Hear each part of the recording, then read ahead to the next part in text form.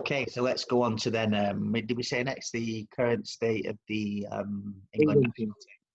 If they ever play again. Okay, so what are your thoughts on that then, in regards to the way the England team is right now compared to, say, the England teams that we really grew up on, which is probably the golden generation, that was kind of made up from big players from both of our teams, actually. Well, I mean, I don't think in terms of where we're at within world football, we're any different to where we've ever been, really. We're always kind of quarterfinals, semi-finals of every major tournament, and then we go out. And I think that's pretty much where we are at the moment, to be honest. I think what Southgate's done in terms of sort of try to play a specific system and bring through like players through the youth setup of the England teams and stuff like that is a positive way to go. But at the moment, I just don't think that we're any better off than we've been previously, to be honest. Okay. I'd say I part agree in terms of the results of it. I think we kind of landed round about the same sort of area as we have done previously, but I feel like it's where we were weak, we're strong, and where we were strong, we're not quite there yet. And I'll open that up for you. I think when you go back to the teams we watched,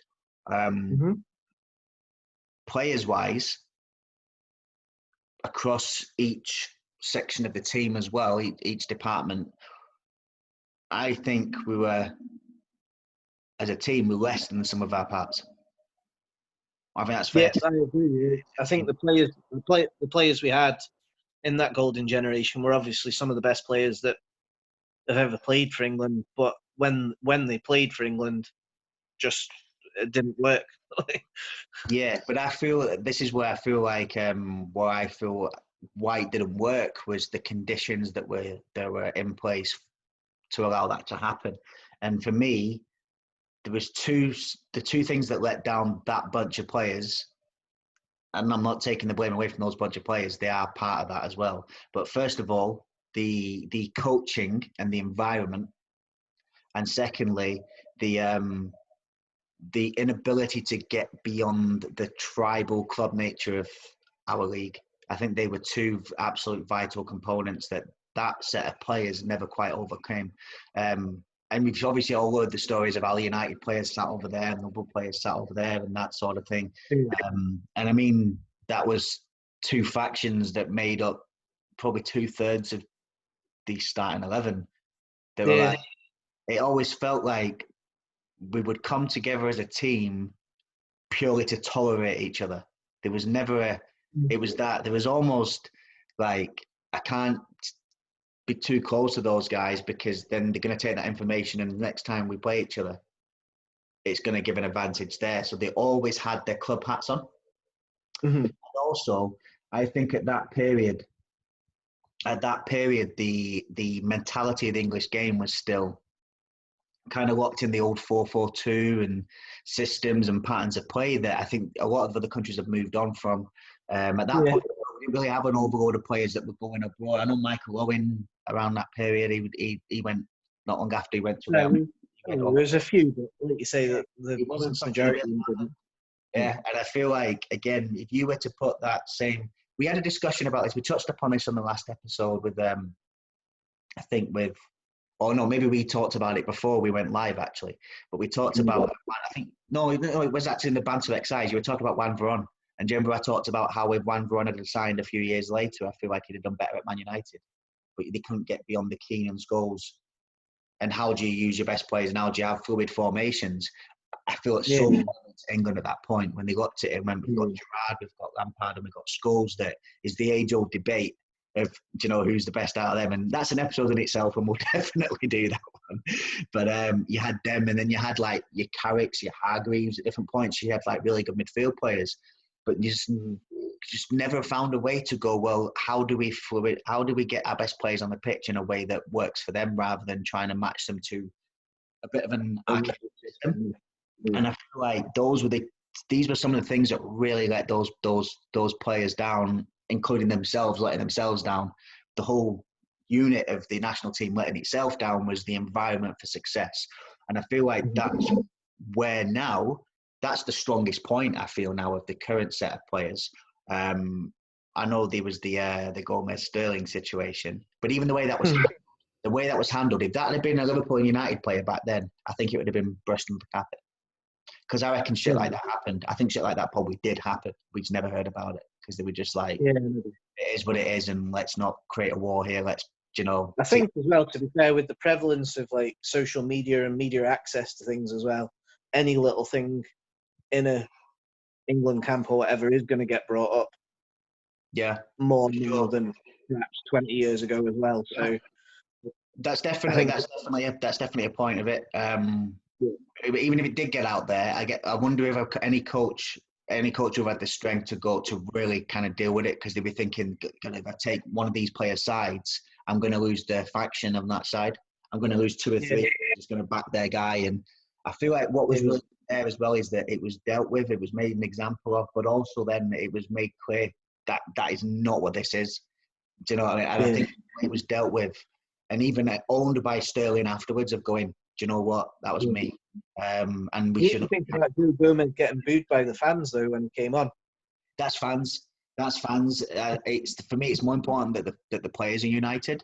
The fans are going to do their thing. Like, do you know what I mean? We get fans that feel like it's okay to go to stadiums and racially abuse players. Like, fans that can be idiots. Like, always a few in the crowd.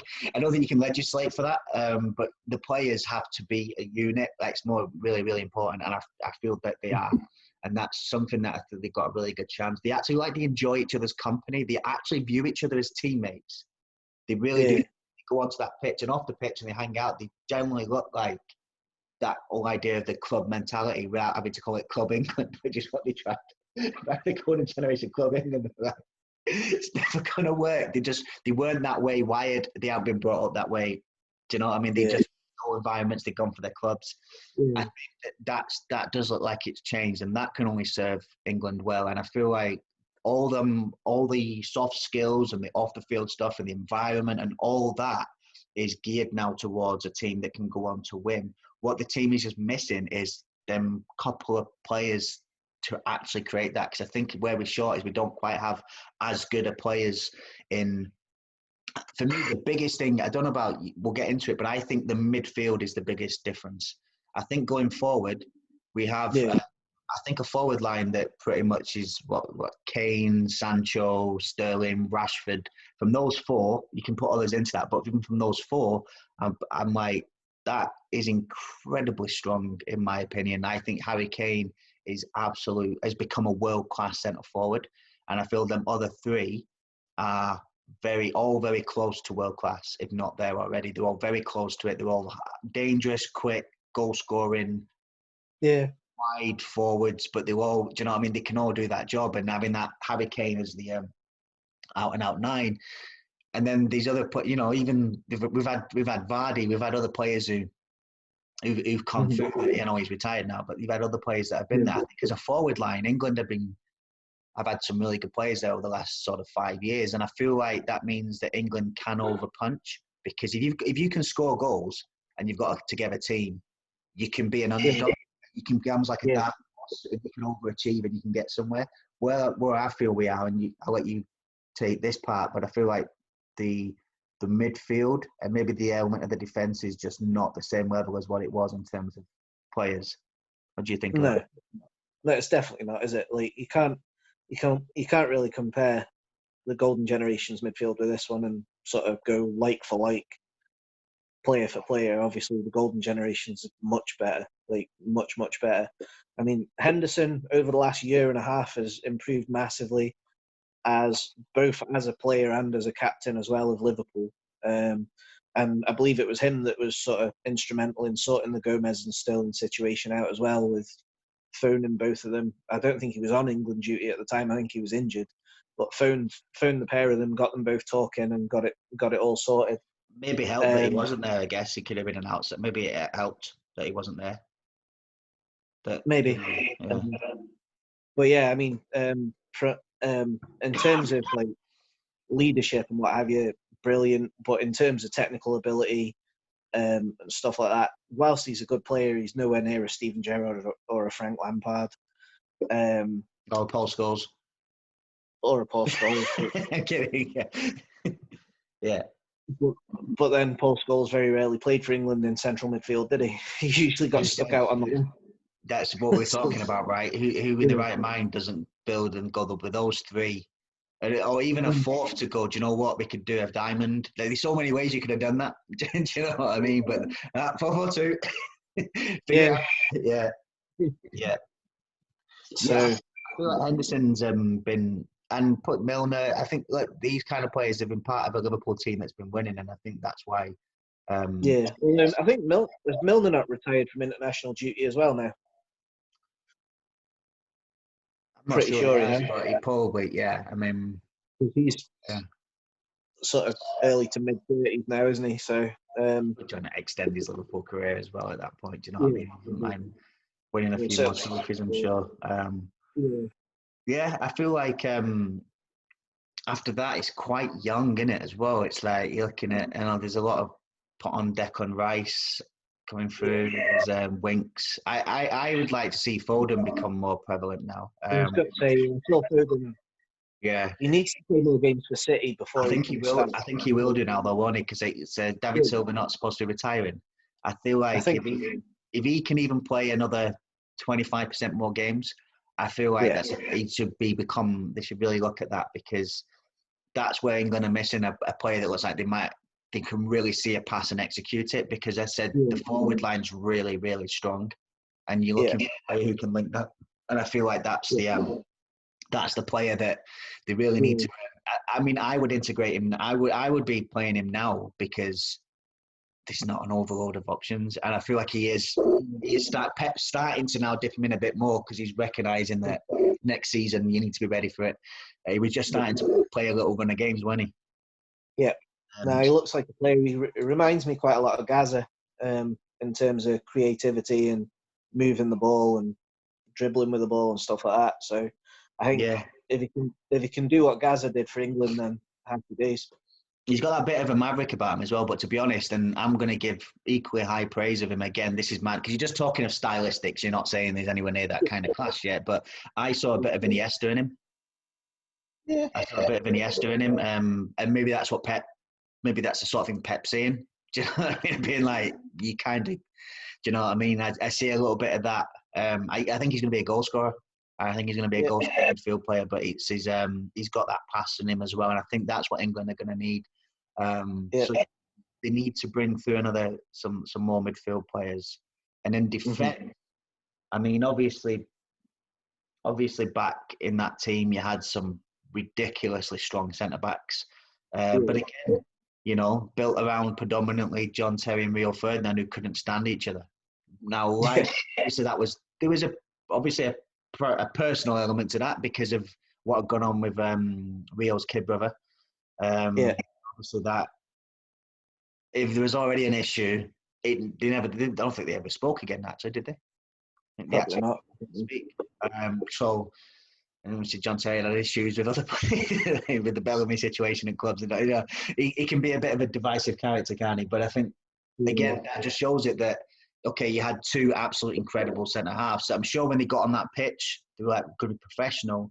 But the point is, would you do everything you can to bail your guy out when you can't personally stand him? I don't know. There's being professional, and there's being kind of almost like a team.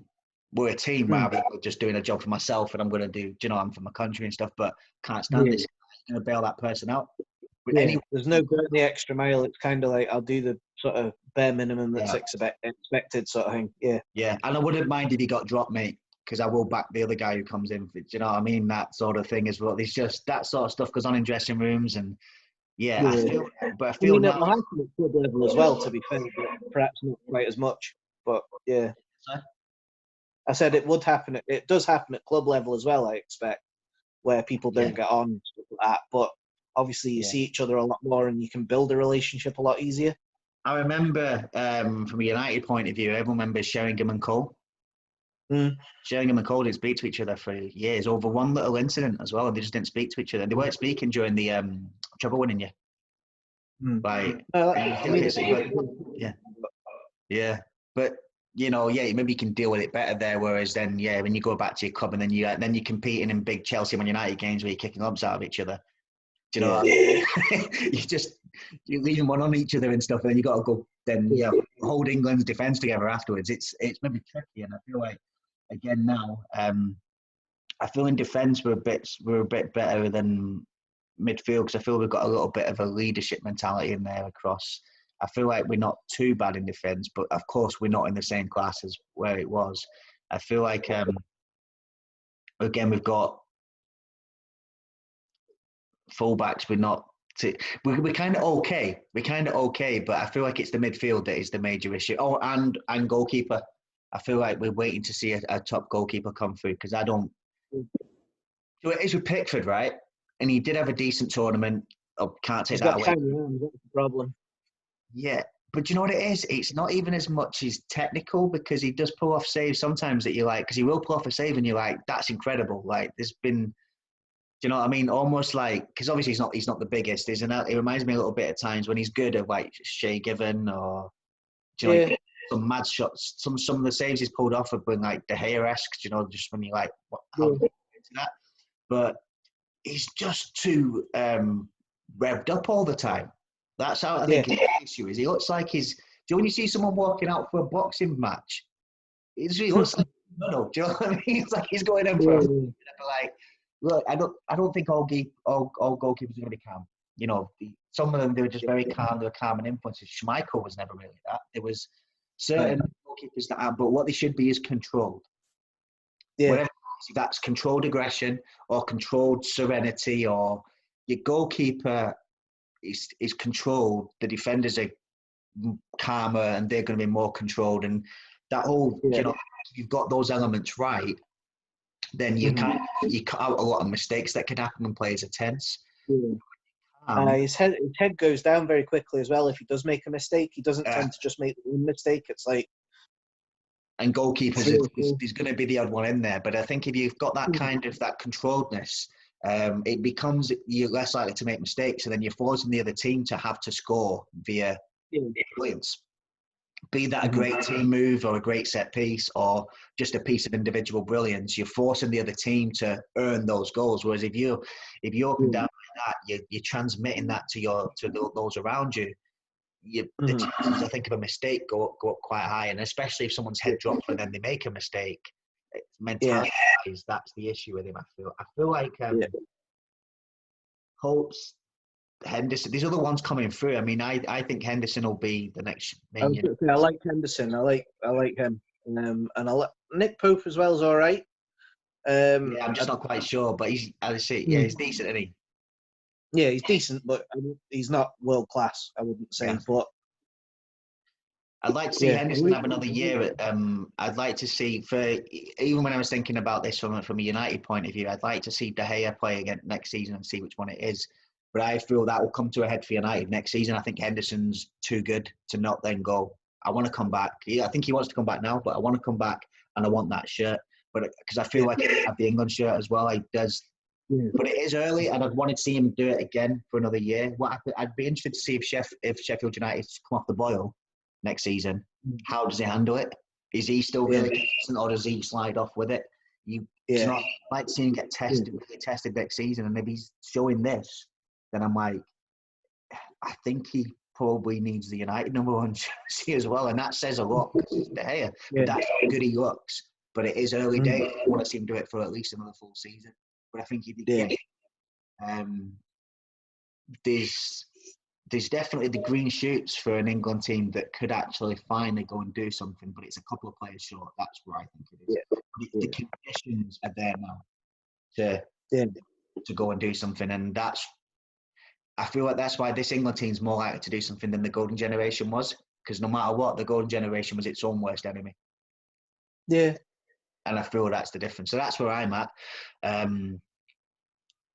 Yeah, a couple of players. I think the forward line, that's the thing though. I think at any given tournament, there's a chance now because the forward line's that good and the United. And that means in tournament football, you can score goals and you've got a Unitedness about you.